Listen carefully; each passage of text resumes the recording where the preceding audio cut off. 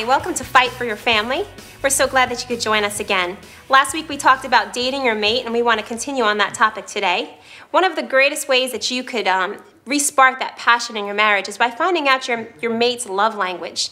You know, one of our favorite books as we were married and, just learning how to relate to one another was The 5 Love Languages by Gary Chapman. And we really learned what show the other person love. A lot of times we try to love each other the way we receive love, but our mate necessarily doesn't receive love that way. So we encourage you to find out what your mate's love language is. Yeah, and for some people it's quality time. And that's just getting away and spending time with one another. And people talk about quality time, not quantity of time, but I want to let you know that quality time comes after you spend quantity of time together. So, when you're going out on your date and you're making a time for your mate, what you're saying to them is that they're important enough for you to slice away some time so that you can get together with them and then reconnect. Jill and I learned with the book, The 5 Love Languages, that she was trying to speak to me and tell me and communicate to me that she loved me, but she was saying it in a different language than I was communicating it to her. So we had to kind of find out what each was trying to speak and also understand our mate enough. One thing that I always say is to study your mate. Find out what's important to them so that you can communicate to them that you love them.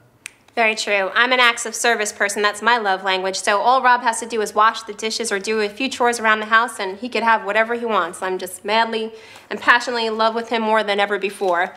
So find out what your mate's love language is.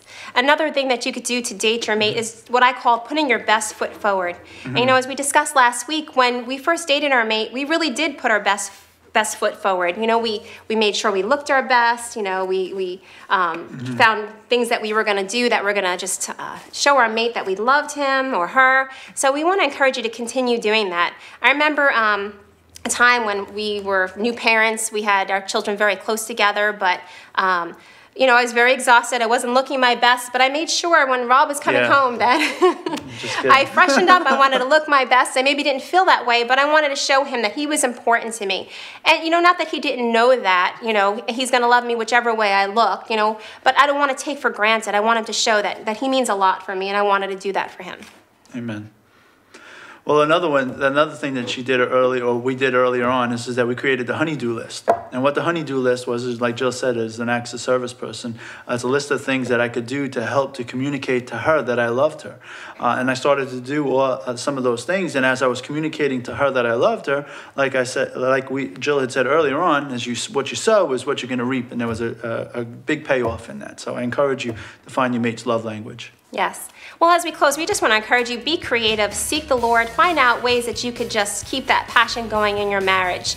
Next time, we're going to talk about finances, so we hope you join us as we continue to fight for our family. God bless you.